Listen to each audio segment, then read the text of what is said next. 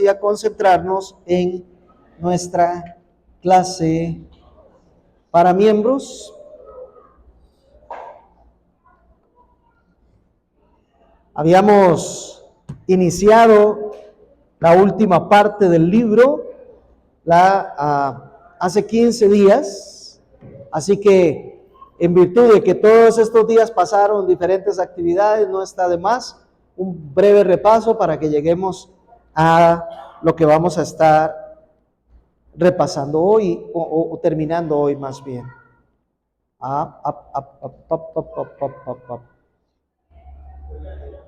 Debe de ser batería, porque sí, el señalador sí funciona, pero vamos a ver, ahora sí. Entonces, habíamos comenzado con el texto de Pablo a Timoteo, 2 Timoteo 4:7, cuando dice: he peleado la buena batalla, he terminado la carrera, he guardado la fe. Y decíamos que esto lo está diciendo Pablo al final de sus días, donde él comprendía que eso era lo que estaba ocurriendo o lo que él había entendido que en su vida estaba pasando. Terminar la carrera, pelear la buena batalla y guardar la fe. Y no es que ya hubiera terminado, porque cuando nosotros leemos 2 Timoteo, que es la última carta que escribe el apóstol, él todavía pide que por favor le lleven los rollos y mayormente los pergaminos para seguir estudiando las escrituras, seguir guardando la fe, poder terminar la carrera y de esa manera que la batalla la pueda seguir dando. Ahora nosotros somos llamados a vivir en santidad, ¿no es cierto? Una santidad que sin ella nadie verá a Dios. Una santidad en la que sin ella nadie verá a Dios. Y a veces uno tiende como a olvidarse algunos de los conceptos que estuvo estudiando, ¿no es cierto? Olvidarse de algunos conceptos como la misericordia, el amor, como el hablar la verdad, el tener paciencia y todas estas virtudes que descansan en un corazón piadoso. A veces nos sentimos lejanos, ¿no es cierto? Nos sentimos que como que no damos, como que, me faltó aquí otro poco. Y a veces pudiera acercarse la intención de decir, mejor lo dejamos hasta aquí. Y vemos nosotros, sin embargo, que, muchas gracias, muy amable. Vemos nosotros, sin embargo, que Pablo dice, yo lo he peleado, lo he alcanzado y sigo luchando. Vamos a ver aquí, muy bien, ahí está. Entonces, practicar la piedad se trata de una disciplina, y disciplina implica que hay que estarlo haciendo constantemente. Tal vez hoy no lo logré, pues mañana vuelvo a esforzarme. Tal vez hubo una situación en particular donde fallé, bueno, pido a Dios perdón y voy por la siguiente.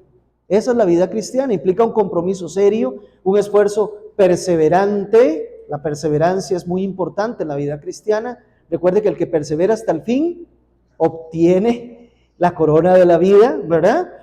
Entonces, para esto, ¿cuál es la motivación? Nadie va a estar en disciplina, en un compromiso y perseverar si no es porque hay una motivación. Espera algo que está al final, ¿verdad? Y es importante repasar entonces la motivación. ¿Por qué estamos haciéndolo? ¿Cuál es la fuente que nos da a nosotros el estar sacando constantemente más fuerzas, más ánimo, más energía, aunque a veces parece que se gasta? ¿Dónde es que encuentro el ánimo para el esfuerzo que tengo que estar dando todo el tiempo? Ese es el punto. Y no es algo diferente o nuevo. Muchas veces nosotros en el trabajo seguimos esforzados en el trabajo y a veces nos cansamos y a veces no nos gusta, pero nos volvemos a animar y seguimos y vamos porque hay algo que sabemos que va a venir como retribución. Ese pago, ¿verdad? Y así funciona en una dimensión muy superior, por supuesto, funciona la vida cristiana, la búsqueda de santidad, la piedad. Tiene que haber una motivación que todo el tiempo yo diga, bueno, sigo. Aunque me canso, aunque a veces tropiezo, pero sigo, porque es una carrera. Quiero llegar hasta el final. Entonces tiene que haber una motivación. Y decíamos que Pablo nos hablaba de su motivación en Filipenses 3, del 12 al 14. Así que voy a pedir que vayamos por ahí. Muchas gracias. Muchas gracias. Filipenses capítulo 3 y versos del 12 al 14. Ya habíamos leído, pero es necesario siempre que lo repasemos. Dice la palabra del Señor: no es que lo haya alcanzado o que ya haya llegado a ser perfecto. Otra forma de entender perfecto, santo. Otra forma de entenderlo, piadoso. Otra forma de entenderlo, ya haya alcanzado a ser semejante a Cristo. No, sino que sigo adelante a fin de poder alcanzar aquello para lo cual también yo fui alcanzado. Ahí está la primera motivación de Pablo. Hermanos, yo mismo no considero haberlo alcanzado, pero una cosa hago: olvidando lo que quedó atrás y extendiéndome en lo que está delante, prosigo hacia la meta para obtener un premio. ¿Cuál es el premio del supremo llamamiento de Dios en Cristo Jesús? Así que Pablo dice: no lo he alcanzado, la meta de la piedad. Todavía no soy perfecto. No es que ya esté en el punto donde tengo que estar, pero sigo corriendo. Una cosa hago: me extiendo, sigo, voy hacia adelante, avanzo, ¿verdad? Prosigo, persigo la meta y la persigo intensamente. Eso habíamos visto. Qué curioso este bandido. Dos factores que motivan a Pablo a proseguir. Él dice: primero hay un objetivo, asir aquello para lo cual yo también fui tomado. Es decir, si Cristo tenía un objetivo conmigo y me alcanzó, entonces yo quiero cumplir ese objetivo de Cristo. Esa es la razón. No es que yo tenga un objetivo por mí mismo, es que ahora tengo un objetivo en la vida. ¿Cuál? Alcanzar aquello para lo cual Cristo me alcanzó a mí. Él no me alcanzó simplemente para hacerme sentir feliz. Él no me alcanzó simplemente para hacerme rico en esta tierra o saludable. No, Él no me alcanzó para eso. Hay un motivo muy profundo, hay un objetivo, un propósito de Cristo al alcanzarme. Entonces yo quiero perseguir ese propósito para que se cumpla lo que Él ha determinado, un objetivo. Pero también hay un premio. Hay un premio que yo necesito alcanzar, que yo necesito esforzarme por alcanzar. No solo el objetivo de llegar a ser lo que Cristo determinó, sino que hay un premio. Esas son las dos cosas que motivan a Pablo y que deben de motivar la vida cristiana. ¿Qué tuvo Cristo al alcanzarnos? Decíamos, bueno, ahí está en Tito 2:14, redimirnos por completo del pecado. Un pueblo celoso de buenas obras, un pueblo sin mancha, un pueblo santo al Señor. Ese es el objetivo. Que todo rastro del pecado, y escúchese, todo rastro del pecado en nosotros sea eliminado. A veces nosotros pensamos en la eternidad, ¿verdad? Cuando Cristo venga, y decimos, cuando Cristo venga, entonces viene lo perfecto, y cuando viene lo perfecto, entonces ahí sí ya no hay nada de pecado, ningún rastro de pecado. ¿A qué le llamamos o cómo lo describimos ese estado en donde no hay ningún rastro de pecado? Decimos que no hay tristeza, ni dolor, no hay aflicciones, no hay nada de esas cosas. El pecado por completo se quitó, por completo se eliminó, no hay rastro. Es regresar a aquella situación particular que vivieron en su momento Adán y Eva. El pecado no había sido ni mencionado, no aparece. Todo era perfecto. Pero a nosotros el pecado nos dañó por completo, ¿no es cierto? Dañó nuestra forma de pensar, dañó nuestro cuerpo, dañó nuestras relaciones, dañó nuestra relación con el Señor, nos dañó por completo. Todos los efectos del pecado están sobre nosotros. Y Cristo dice que Él nos alcanza para que nosotros seamos perfectos, sin pecado, santos, piadosos. Pero entonces, desde donde estás tú hoy, a aquel momento cuando venga Cristo y seamos glorificados, hay un trabajo que hacer. Si la meta del Señor es que yo sea sin ningún pecado y sin ningún efecto del pecado, esa es la meta del Señor, establecer para sí un pueblo santo, perfecto, celoso incluso de buenas obras, entonces yo tengo que hacer un trabajo de aquí hasta ese momento en la eternidad que me lleve a la misma meta, que me lleve al mismo objetivo, llegar a ser sin pecado, sin ningún rastro de pecado. Eso es lo que llamamos piedad, o eso es lo que llamamos proceso de santidad, o eso es lo que llamamos salvación, nada más que en esta parte de la salvación que corresponde a nuestra vida, aquí, sin culpa, sin castigo, sin el poder, sin el dominio y sin la presencia del pecado. Cuando Cristo viene y muere en la cruz del Calvario, por supuesto, Él muere por nosotros y Él lleva nuestra culpa. Él se la llevó. Todavía nosotros hoy pecamos y nos sentimos culpables, pero la realidad es que Él se la llevó. Por eso es que podemos venir a Él cada vez que pecamos y encontraremos certero perdón porque Él llevó nuestras culpas. Él llevó el castigo del pecado, ¿no es cierto? Fue sobre Él. El castigo que nos tocaba a nosotros fue sobre Él. Él lo llevó en la cruz de Calvario. El poder que el pecado ejerce sobre los suyos, sobre aquellos que domina, también. Pero el problema es que todavía estamos luchando con la influencia que el pecado tiene sobre nosotros. Todavía nos influye, todavía nos jala, todavía está presente. Todavía su presencia está aquí. Hasta el día en que nosotros muramos, vamos a estar en presencia de pecado.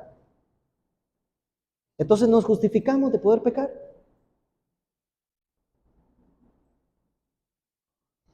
¿Hay alguna justificación de que ya porque estoy en medio del pecado, entonces yo tendré que pecar?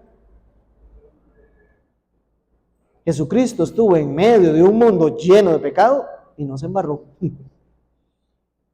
No se ensució. Daniel propuso en su corazón no contaminarse, no se contaminó. Claro, el detalle es que hay una lucha que hacer, hay un esfuerzo que hacer, hay un trabajo que hacer, hay una disciplina que cumplir para poder irse alejando cada día más de la influencia que ese pecado tiene. Y eso es a lo que Pablo está haciendo sus esfuerzos. Implica ser nuestro Señor para exhibir en nosotros su carácter piadoso. Si decimos que nosotros queremos ser semejantes a Cristo, Él tiene que vivir en nosotros.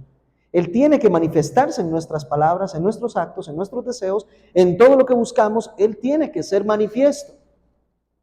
Y esa es la manera en que nosotros nos vamos alejando de la influencia del pecado. Entre más nos influencia Cristo, menos nos influencia el pecado, pero también funciona viceversa. Entre más nos dejamos influenciar por el pecado, menos escuchamos al Espíritu, a Cristo nuestro Señor. Entonces Pablo tenía ese objetivo.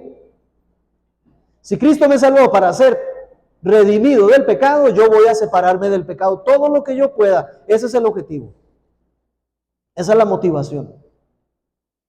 ¿Ok?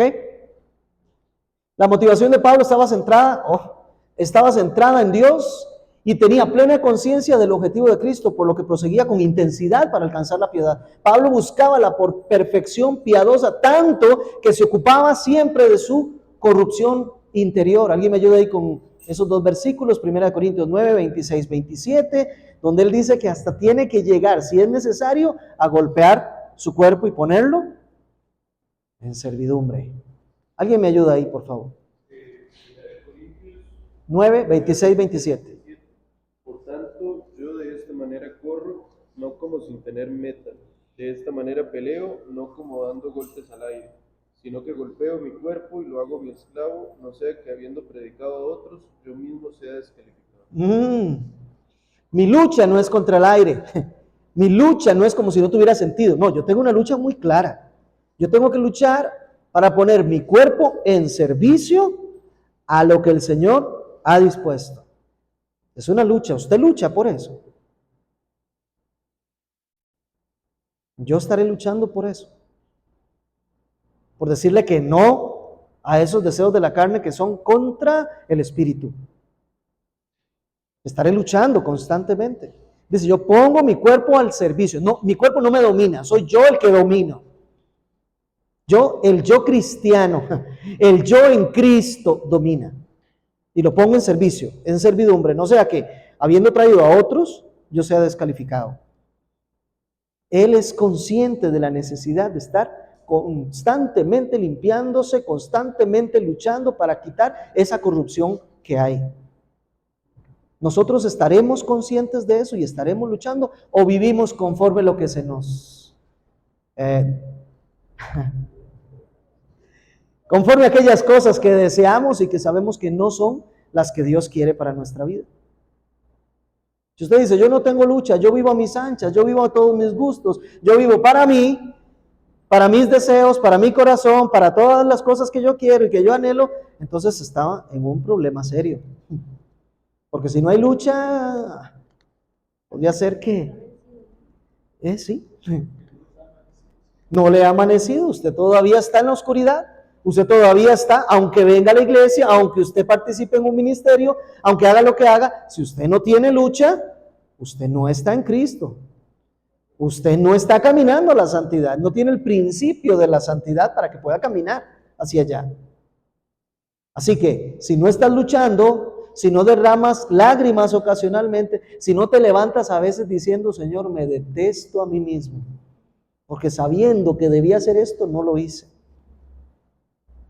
Ni siquiera pensar en aquellas cosas que sabíamos que no debíamos hacer, y aún así las hicimos. Pablo estaba motivado. ¿Por qué Pablo luchaba? ¿Por qué se esforzaba? ¿Por qué era disciplinado? Porque él quería alcanzar la meta que Cristo tenía cuando lo alcanzó a él. Que fuera santo. Uno de los de él. Uno como él. Debemos alcanzar una autoestima piadosa, genuina. De esto estuvimos hablando. No me gusta esa palabrita que usó el autor, pero bueno. Una valoración de nosotros mismos muy piadosa. Un concepto propio, ¿verdad? Sí, porque la Biblia dice que no debemos tener más alto concepto de nosotros que el que debemos tener. ¿Cuál es? Que fuimos creados a imagen de Dios, aceptados por los méritos de Cristo, no por los nuestros. Nada que hagamos hará a Dios amarnos más, ni tampoco menos. Ya Él nos ama de manera perfecta en Cristo, y esto no lo hemos descubierto. Estoy seguro que no lo hemos descubierto. Estoy seguro que yo apenas estoy caminando hacia esa luz. Pablo dice, yo oro por ustedes, Efesios, para que sepan la profundidad, la anchura, la altura del amor que Dios ha tenido por ustedes. Cuando ustedes lo descubran, y ahora sí sabrán hacia dónde van. Dios tiene un plan para su gloria en nosotros. Así que esa frase que andan por ahí, ¿verdad? Dios tiene un plan para usted. Dios tiene un plan para usted, sí. Y usted debería decirle a la persona que se lo dice, ¿cuál es? La glorificación de Jesucristo. Si su respuesta es esa, que Cristo sea glorificado, entonces sí, estamos hablando de que ese es el plan de Dios. Ese es el plan de Dios. Pero hoy se vende esa tesis, ¿verdad? Que Dios tiene un plan para ti y tú entonces crees que el plan de Dios es lo que tú quieres para ti mismo. Y eso es lo que le venden a la gente. Una mentira, una falsedad para alejarlo del verdadero evangelio y hacerlo congregarse en lugares en donde el evangelio no se predica, para que no sea salvo. Pero sí, el plan de Dios para su vida y para la mía es que seamos como Cristo, que le glorifiquemos a Él. Eso es. Primera pregunta del catecismo, ¿verdad? ¿Para qué fuimos creados? Para la alabanza de la gloria de su nombre y para disfrutarlo en el proceso. Así que esa es la valoración nuestra. Dios nos capacitará por el Espíritu Santo para cumplir ese plan. Él tiene el plan para nosotros de que le demos gloria, entonces Él nos va a dar todo lo necesario para que le glorifiquemos. Esa es una sana estima o concepto de sí mismo. Vamos a ver aquí. La motivación para esforzarse no es obtener aceptación de Dios, ya hemos sido aceptados. El deseo es alcanzar aquello para lo cual Jesucristo nos alcanzó, la perfección de un carácter piadoso. Esto es lo que satisface a Jesucristo. Ahora, ¿cuál es el premio? ¿Verdad que Pablo nos habló ahí como de un premio? A nosotros nos gustan los premios, ¿verdad que sí? Es interesantísimo, nos gustan los premios. Bueno, Pablo responde ahí en el verso 14, ¿verdad? De Filipenses 3. Antes leímos del 12 al 14, ahora vamos ahí por el 14. Dice, el premio del supremo llamamiento en Cristo Jesús. Hoy hablaba en la mañana con mi esposa de la esperanza. No de una señora que se llama así, no. De la esperanza, y de la esperanza que tenemos los cristianos, porque eso estoy leyendo. Hay un libro por cierto, si lo encuentran, léanlo, Andrew Fuller. Y la esperanza, decía el autor, de nosotros los cristianos, entre otras características, tiene el que cada día es más preciosa. Cada día la valoramos más. Aquello que esperamos, cada día lo valoramos más. Hay gente que tiene esperanza que cada día que pasa más bien le da menos valor y ya deja de amarlo o de buscarlo. Pero nosotros los creyentes no. Pues cada vez que se enferma nuestro cuerpo nos acordamos que va a venir un cuerpo que no tiene ninguna enfermedad. Pues cada día que tenemos una aflicción nos acordamos que vendrá aquel tiempo en donde ya no habrá aflicción. Pues cada día que nosotros vamos caminando con las inquietudes y dudas de no saber qué hay, nos acordamos que es lo que está en el puro final. Y eso nos da gozo, cada día lo valoramos más. Pero cuando vemos la meta final, es estar en comunión con Cristo por toda la eternidad. Que nadie nos va a separar de Él y que será nuestra atención plena durante los siglos de los siglos, viendo lo perfecto y caminando con Él. Hermanos, eso tiene uno que sacarle las lágrimas desde adentro y decir, Señor, cuánto deseo eso. Es por eso que la iglesia en Apocalipsis termina diciendo, ven pronto, Señor, ven pronto, ya queremos la comunión contigo. No estar sentados ya a la mesa y volver a tomar los elementos contigo. Eres nuestro objetivo, eres nuestra meta, el estar eternamente a tu lado y poder conocerte y darme cuenta de todas las cosas que aquí ignoro. Debe ser algo hermoso, debe motivarle a uno en el corazón. Y conforme vamos caminando en esta tierra, más y más las cosas nos apuntan hacia el cielo. ¿Por qué? Porque de aquí nos va todo decepcionando. Nos decepcionan los demás, nos decepciona el gobierno, pero no me decepciono a mí mismo. No soy lo que se supone o creo que soy. Y me falta tanto para asemejarme a Cristo que me tengo que decepcionar de mí mismo para que mi esperanza, mi anhelo, mi sueño es ese premio, estar eternamente con Él. El supremo llamamiento a la gloria en Cristo Jesús, ¿cuál es? Dice el Señor, es que yo me complazco en que me conozcan. ¿Sabe lo que es? Que cada día le conozcamos más, pero va a llegar el momento en donde ya lo que apenas era como por espejo, ahora ya lo vemos claramente. Aquello que apenas tanteamos en medio de esta oscuridad con la luz que viene, ya lo vamos a ver perfecto sin ninguna oscuridad. Ya esos efectos del pecado sobre nuestra mente no van a estar, tantas dudas e inquietudes que habían aquí, nada de eso, ya va a ser el conocimiento pleno y perfecto. Vamos a estar con Él eternamente. Peligros que corremos como cristianos, estaba leyendo acerca de eso, es acostumbrarnos a la gloria de la salvación, a la gloria de Dios, de tal manera que ya no lo vemos como al principio y es como olvidar el primer amor, ¿verdad?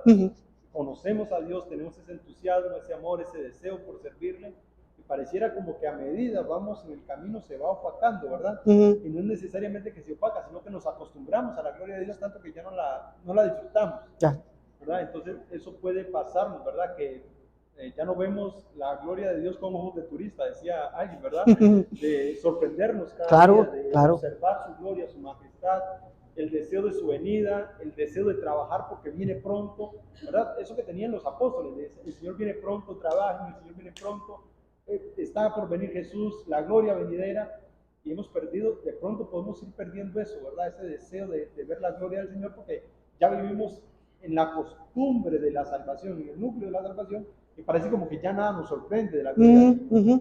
Y ese puede ser un peligro que nos puede alejar de la meta final, ¿verdad? De la gloria final.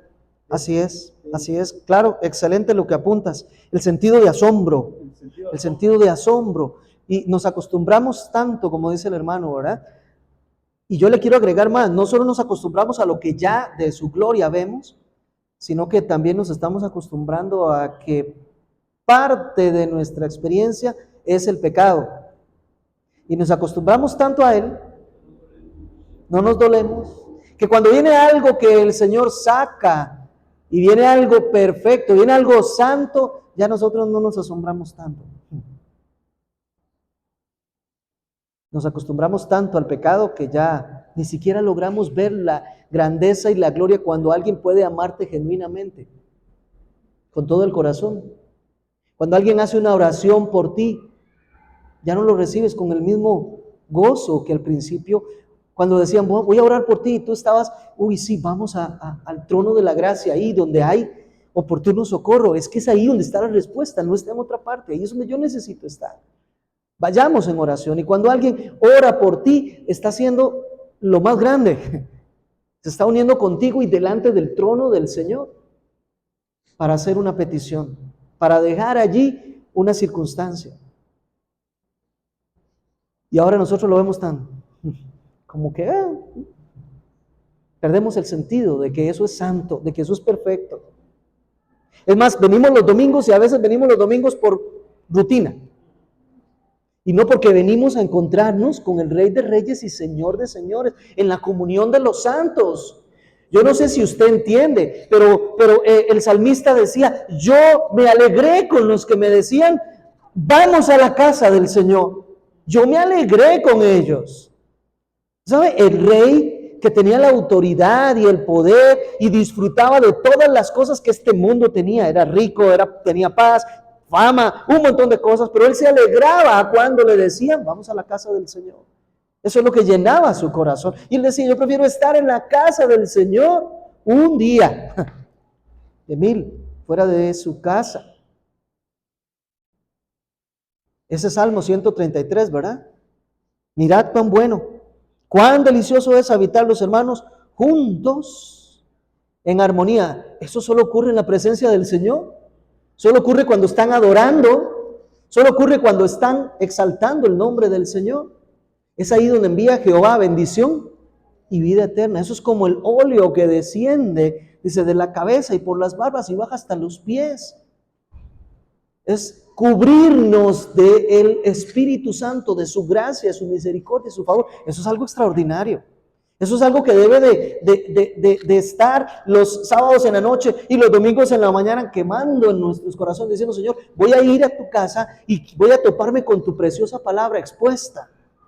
No, ¿quién la estás poniendo? Es que tú la estás trayendo por un instrumento que es imperfecto, que es indigno, pero que tú quisiste usar.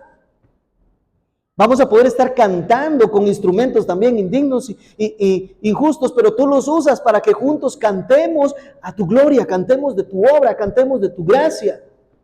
Eso debe de estar siendo un fuego que se enciende en nosotros cada fin de semana, cada momento en que podemos estar juntos. Él debe de ser el tema. Este es el premio hacia el cual Pablo apuntaba. Es más, véalo así, que él le dice a los romanos, yo quiero tener un tiempo con ustedes para que nos comuniquemos algún don espiritual.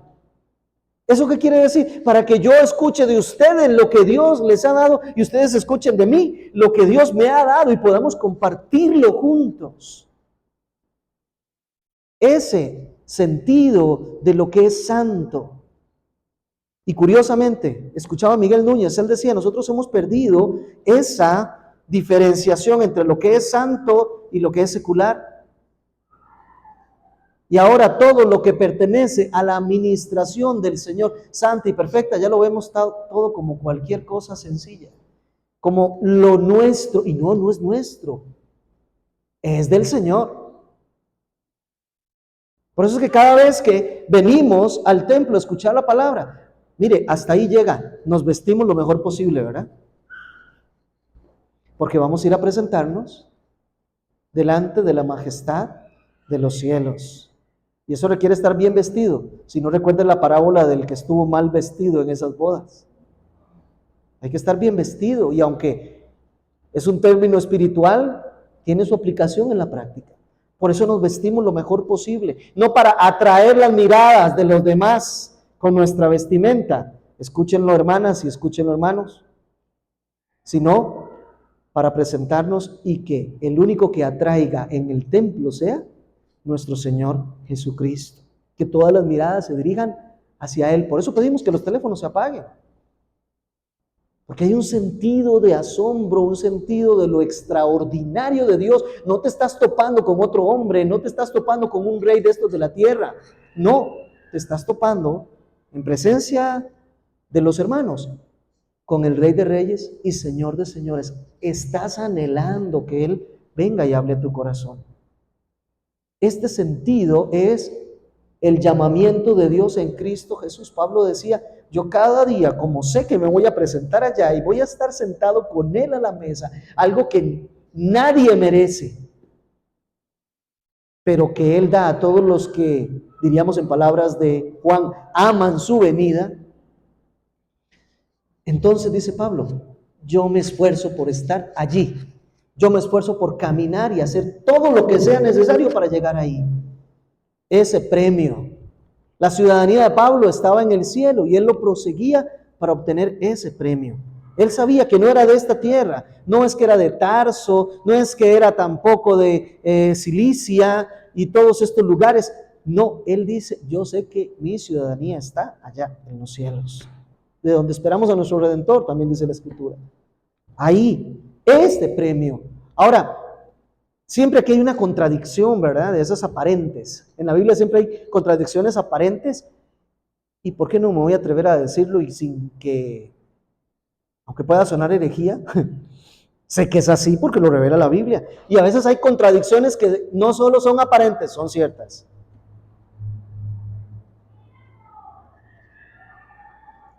¿Y qué pasa con la responsabilidad humana y la soberanía de Dios? Hay puntos en donde parecen muy contradictorias. ¿Cuál es una y cuál es otra? Y la Biblia me revela las dos. Punto.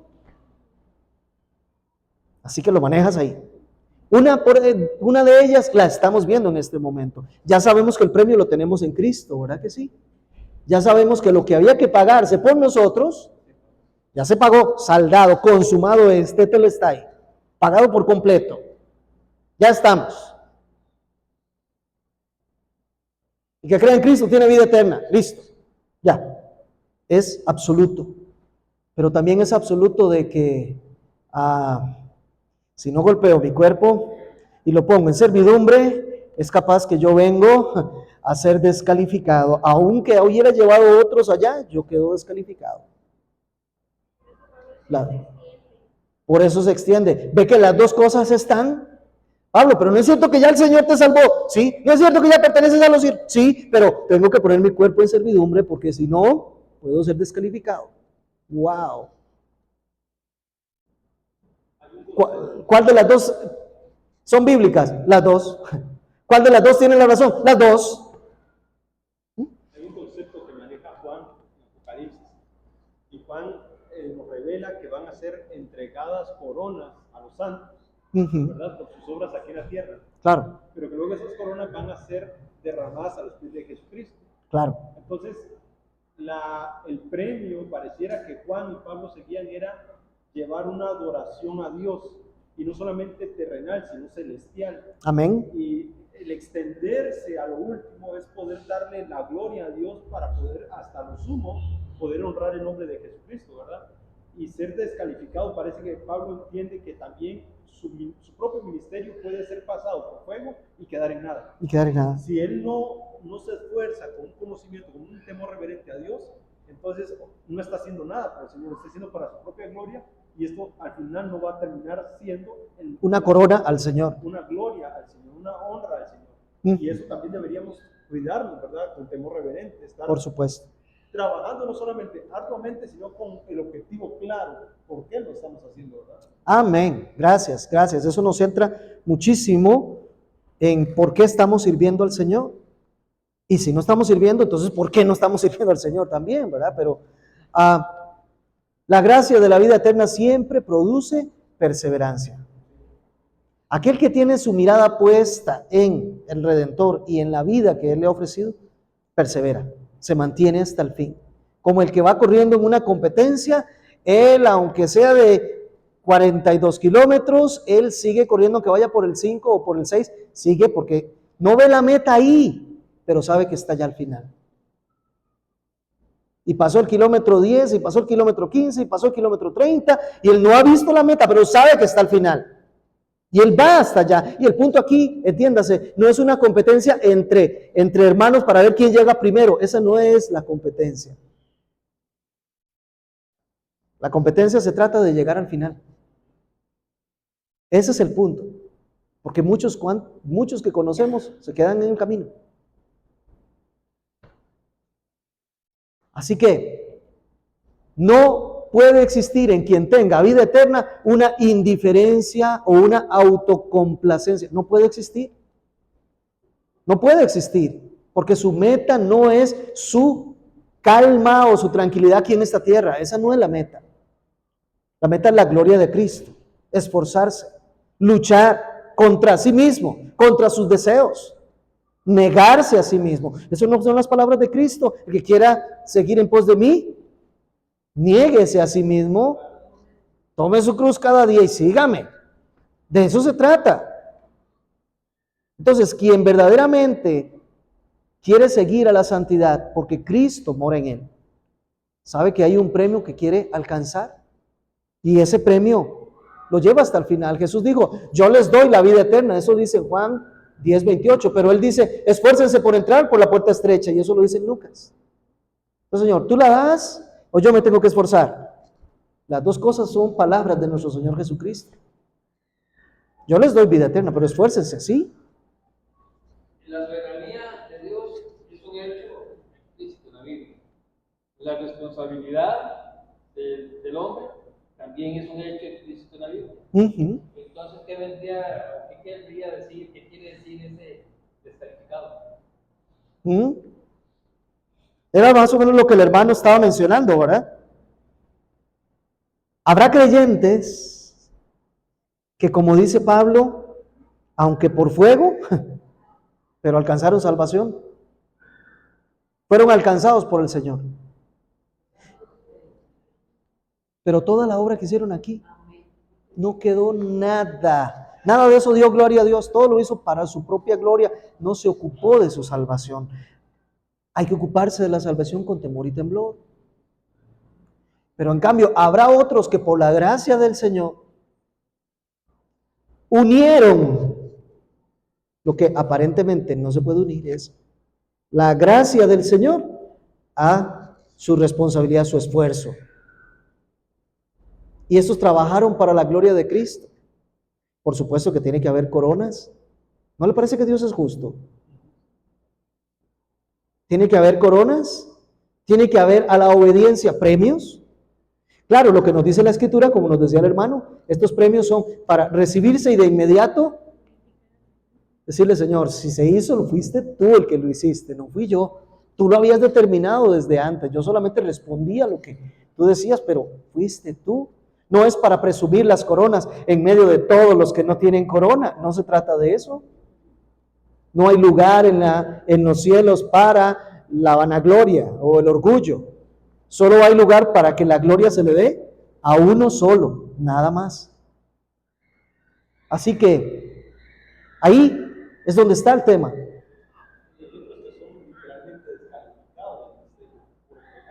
Bueno, sí, ya eso entra en la esfera del servicio particularmente pastoral y aún diaconal, ¿verdad?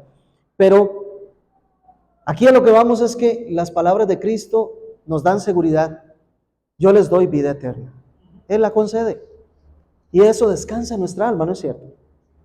En eso reposa nuestra alma. Cristo es nuestro reposo. Pero también Cristo dice con toda claridad, esfuércense por entrar por la puerta estrecha. Es más, al reino de los cielos se hace violencia o fuerza y solo los violentos lo arrebatan.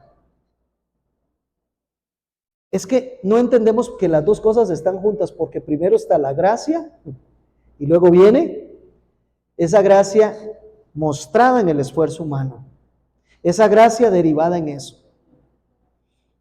De hecho, Pablo le dice a Timoteo, esfuérzate en la gracia que te ha sido dada. No te esfuerces en otra cosa, no son tus fuerzas, se trata de lo que ya has recibido. Úsalo para que sigas creciendo. Pedro escribió que el Señor nos ha hecho nacer de nuevo, ahí en 1 Pedro 3:4, pero también dice, sean cada vez más diligentes para hacer firme su llamado. 2 Pedro 1:10. Y aún más, Pablo escribió, nada nos podrá separar del amor de Dios que es en Cristo Jesús, Señor nuestro, Romanos 8:39. Pero también él dice, golpeo mi cuerpo y lo hago mi esclavo, no sea que habiendo predicado a otros, yo mismo sea descalificado. Mire cómo no se trata de que, ok, ya el Señor hizo lo suyo y entonces yo no tengo nada por hacer, voy a dedicarme a vivir a mis anchas. Eso no funciona, eso no está mostrando la gracia que se ha recibido. ¿Ya? Yo tengo una costumbre que es difícil que se me quite, y mi familia lucha porque se me quite, pero qué difícil, a veces hay cosas que... Ahí está mi esposa, que sé de qué va a hablar ahora. A mí usualmente me dan algún obsequio, algún regalo. Y ahí queda envuelto días, semanas, a veces meses. Un día veo a Pamela que estaba comiéndose algo que me habían regalado. Digo, hijo, pero eso no me lo habían regalado a mí. Y sí, papá, pero pasó tanto tiempo ahí en la refri que alguien se lo tiene que comer.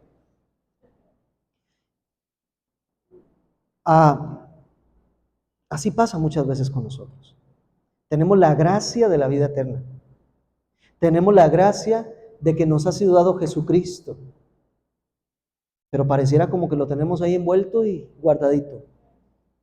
Y no lo usamos, por decirlo de alguna manera. Y no nos lo ponemos, por decirlo de alguna manera. Y no lo degustamos, por decirlo de alguna manera. No lo vivimos. No estamos caminando en santidad. No estamos luchando contra el pecado. No estamos desechando de nosotros las obras de las tinieblas. Pareciera como que le regalan a uno algo y lo dejó por ahí. Y entonces, cabe preguntarse, ¿de verdad se lo regalaron? Cabe preguntarse, ¿de verdad lo recibió? Porque si usted me lo hubiera regalado y me regaló esa corbata y nunca me la había puesto, es decir, ¿de verdad lo habré recibido? ¿De verdad estará agradecido? No lo abrió y lo dejó por ahí, ¿me entiende? La pregunta es sí, yo se lo digo, usted lo recibió, usted de verdad lo tiene, usted de verdad lo usa. Así pasa con la salvación, hermana. Y cuando uno, digamos, vive muy encerrado en la casa, Ajá. digamos, uno a veces se compara, digamos, con grandes hombres de Dios que andaban predicando, que hacían muchas obras para el Señor y uno se siente un inútil. ¿Qué hago yo para Dios? ¿Cuál es mi don? Yo le digo, Señor, ¿cuál es el don que tú me has dado? Yo no he hecho nada, no salgo a predicar, no soy misionera. Entonces, a ver, tan inútil que dice, ¿será que uno está descalificado? Es excelente que uno se esté preguntando eso. Y voy a responderle así. Hay un sentido primario, básico, inicial, en donde sentirse inútil es correcto. ¿Recuerda usted la buena autoestima que tenemos que tener? No se trata de nosotros ni de nuestros méritos. Dios nos ama en Cristo por la obra de Cristo y para la gloria de Cristo. Él no nos ama porque hagamos. Él no nos ama porque dejemos de hacer. Ahora sí, estamos claros. Pero nos ama con el fin de que nosotros reflejemos a Cristo. Ahí es donde sí hay cosas por hacer. Hay cosas que trabajar en nosotros primero y después servir hacia afuera. En ese sentido, el Señor a cada uno, conforme su gracia, le va dando la oportunidad de hacer la obra en donde está. Esa obra es doble. Por un lado, su obra en mí, Cristo en mí, pero por otro lado está Cristo por o a través de mí. Esto es lo que nosotros normalmente le llamamos el servicio o el don, ¿verdad? Porque lo usamos hacia otros y es Cristo a través de mí o por medio de mí o Cristo en nosotros, sirviendo a los demás. Pero hay una parte que también es Cristo transformándome y cambiándome a mí. Entonces, en ambos casos se requiere que nosotros estemos trabajando. Y en ambos casos son agradables al Señor y son necesarios. Hay que hacerlo, hay que trabajar. A veces Dios nos permite esos tiempos en donde estamos solitos para que nos concentremos en, Señor, ¿qué es lo que tú quieres ver en mí? ¿Qué es lo que tú estás transformándome? ¿Dónde es que yo necesito trabajar en mi vida? Y hay que aprovechar esos tiempos para hacerlo. Ahora, eso no evita que también Dios nos usa a veces con 2 o 3 que están a nuestro alrededor, que son con los únicos que voy a ver siempre. Porque a ellos tengo que llevarles el testimonio de Cristo. Que no lo reciben, les vuelvo a llevar el testimonio de Cristo. Que no lo reciben, les vuelvo a llevar el testimonio de Cristo. Porque se trata de que si a Dios le place en algún momento, pudieran venir, pero yo no trabajo por el resultado, yo trabajo porque tengo que trabajar. Yo trabajo porque he sido designado para llevar la predicación. ¿Se acuerda de Bonhoeffer? Ya le doy la palabra. Bonhoeffer ha escrito cosas preciosas para la iglesia, como la comunión que tienen los santos. Así que si lo buscan por ahí, Dietrich Bonhoeffer, búsquenlo.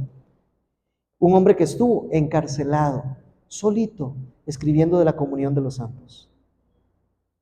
Y escribió del matrimonio cosas tan bíblicas y tan preciosas, y él no se pudo casar, quedó comprometido, pero en eso lo llevaron a la cárcel y no se pudo casar. A veces son insólitas las maneras en que Dios trabaja, aún desde la soledad, aún desde el aislamiento. Son cosas preciosas. Yo no estoy diciendo, hermana, que en su caso sea necesariamente así, pero lo que sí digo es que Dios encuentra y nos pone a nosotros en su sabiduría la manera en que nosotros trabajemos porque seamos como Cristo y sirvamos como Cristo. Ahí donde estamos. Y a veces la lucha será para mantenerse solo con 1 o con 2 personas. Esa es la lucha. No hay problema. Siga haciéndolo. Así es como lo ha determinado el Señor. Pero el servicio a Dios no solamente se ve, y con eso termino, hermana, para darle la palabra a mi hermano. El servicio no solo hay que verlo cuando yo voy a otras naciones, o voy fuera de mi casa, o voy fuera de la ciudad a predicar. Hay muchas cosas que son necesarias hacer dentro del núcleo en que nosotros estamos. Hay muchísimo que se puede hacer y se debe hacer, porque no va a haber alguien de afuera a hacerlo aquí. Dios me puso a mí para hacerlo ahí y Él me va a pedir cuentas por eso que está ahí. Es el motivo por el cual hombres, varones que están aquí, los que están escuchando, recuerden que su primer ministerio está con su esposa, con sus hijos. Mujeres que están aquí, su primer ministerio y servicio está con su esposo, con sus hijos. Y si aún están en casa, con sus padres. Y si ya somos abuelos, ¿con quién, hermana? Con los nietos. Dios nos pone a trabajar a todos, pero todos tenemos vecinos. Todos tenemos personas que cruzando la calle podemos entablar una amistad sincera y honesta para sentarnos a tomar un café y poder presentar el Evangelio de nuestro Señor Jesucristo. ¿Cómo reaccionan? Es un tema de ellos con Dios, pero nosotros presentamos el testimonio de Cristo. Hay oportunidades, aún estando ahí. Entonces, hermana, que Dios me le dé toda la sabiduría para que en su caso en particular, Él le vaya indicando cómo usted debe de trabajar. Y no hay trabajo pequeño para el Señor. 1 Corintios 15, 58. Ningún trabajo en el Señor es en vano. Eso dice. Así que, hermana, le animo a que usted ore al Señor y le diga, Señor, en mí, ¿cuál es el trabajo? Pero a través de mí, ¿cuál es el trabajo que yo puedo hacer también? Hay mucho todavía. Hermano. Solo para añadir algo ahí, estamos confundiendo muchas veces los dones con expresiones públicas y no necesariamente. A veces los dones espirituales pasan por servir a alguien en secreto. Y eso es muy importante que lo entendamos de una vez por todas, porque muchas veces hablamos de los dones como MacArthur, tiene el don de escribir, de hablar en público, de plantar iglesias. Bueno, está bien, ese es un don, pero también está el don de la hermana que lleva un alimento al que está enfermo. Claro. El don de un hermano que ayuda a transportar a otros cuando lo necesitan, de servir, de ayudar, de acudir al llamado de la iglesia cuando la iglesia llama que necesita a alguien en emergencia. Entonces, también tenemos que tener cuidado de no menospreciar el servicio al Señor en medio de nosotros con el pretexto de comparar con otros que han hecho cosas que nosotros pensamos que son grandes, pero delante del Señor también ese servicio es grande. Así es, amén. Esa particularidad debemos cuidar nuestro corazón, ¿verdad? De no menospreciar el trabajo que Dios nos pone a hacer en medio del pueblo de Dios. Hay una predicación, hermanas, a usted que le gusta andar ahí por las redes sociales y por el internet, una predicación de Francis Schaeffer que se llama No hay gente pequeña. Si lo puede alcanzar, le aconsejo que ahí siga alimentándose de la sabiduría de Dios. Muy bien. 2 incentivos para practicar la disciplina de la piedad. 1, enfocarnos en el objetivo de Cristo. ¿Cuál es el objetivo de Cristo? Que seamos santos. De ahí que se responde el por qué el Señor nos ordena siempre, sean santos. Ese es el objetivo. Eso es lo que Dios se planteó. Un pueblo santo para Él. Eso es. Se los dijo allá desde el Éxodo, en Números, en Deuteronomio. Y nos lo dice a nosotros también. Pedro, ¿cuál? Primera de Pedro, 1, 15, 16. Hebreos, sin santidad nadie verá a Dios. Sean santos, ese es el objetivo de Cristo para nosotros. De ahora en adelante, no puede salir usted de aquí y decir, a mí nadie me explicó cuál es el objetivo de mi vida. Ya lo sabe, que lo obedezca o no, es su problema con Dios. Pero el objetivo que Jesucristo se trazó al alcanzarnos fue que fuéramos santos. Así que ese va a ser el objetivo de su vida. Esfuércese, extiéndase, luche, disciplínese para ser santo. Y lo segundo es el premio. Recuerde, el premio del supremo llamamiento de Dios en Cristo Jesús es que cuando Él sea manifestado, nosotros también seamos manifestados con Él. Este es el punto. Que lleguemos ahí. Sí, hermano.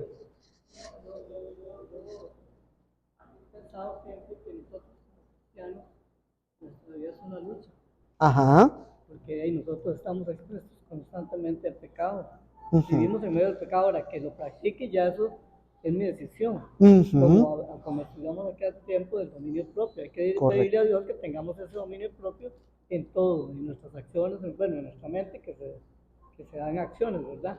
Entonces, por eso hay gente que dice que no, yo digo que sí, que la vida cristiana, hay gente que dice que la vida cristiana es fácil. Sí, es fácil en la manera en que yo me someto a Dios cada día, cada momento. De otra manera, no, ¿verdad? Es difícil porque la lucha siempre va a estar hasta que llegue ese premio, a ese premio supremo.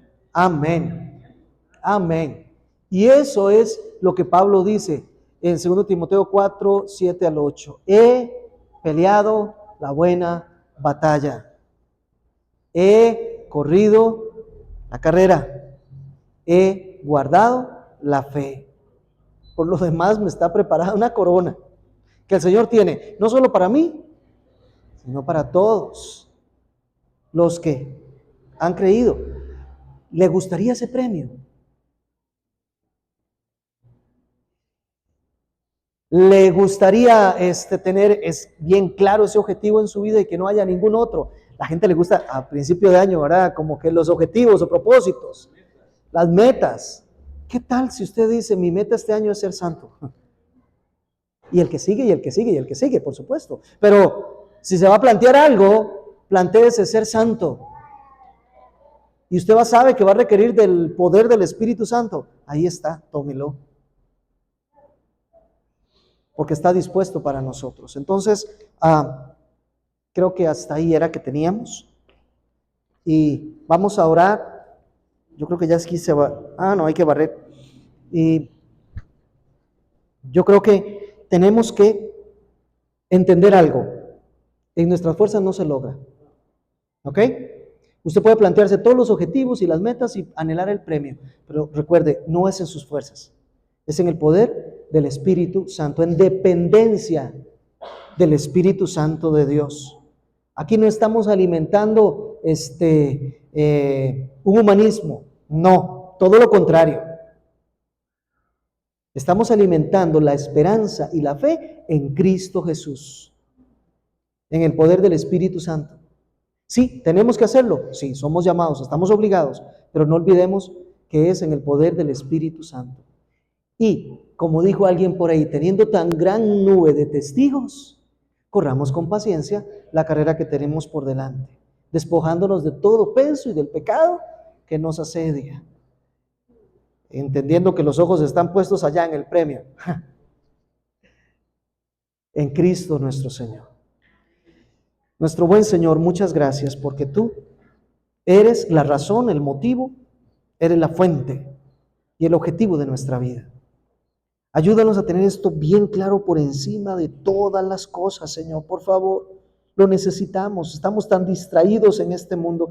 Por favor, oriéntanos hacia ti. Que tengamos los ojos puestos en el autor y consumador de nuestra fe, en Cristo nuestro Señor. Y que vivamos, Señor, entendiendo que vamos a ser santos para la gloria de tu nombre. No vamos a ser santos por nosotros o para nosotros. Pero también, Señor, que hay un premio allá al final para los que son disciplinados, para los que se esfuerzan, para los que basados en la gracia y en el poder que toman del Espíritu Santo, logran caminar en santidad. Que tenemos gran nube de testigos que lo han hecho, pero que sobre todas las cosas tenemos el ejemplo perfecto del hombre que anduvo entre la suciedad y no se ensució. Señor, viéndote a ti, queremos ser como tú. Por favor, concede a esta iglesia santidad, piedad, ejercicio, Señor, de una vida agradable a ti. Desecha de nosotros lo que no te agrada y danos fuerzas porque tendremos que luchar fuertemente, pero que cada día descansemos en ti, Señor. Estas cosas las pedimos porque las necesitamos, porque solo estas dan gloria a tu nombre y porque solo estas, Señor, verdaderamente van a ser de testimonio para aquellos que no te conocen. Te seguimos pidiendo, es en esencia el avivamiento. Ayúdanos, Señor, te lo pedimos en el nombre de Jesús. Amén.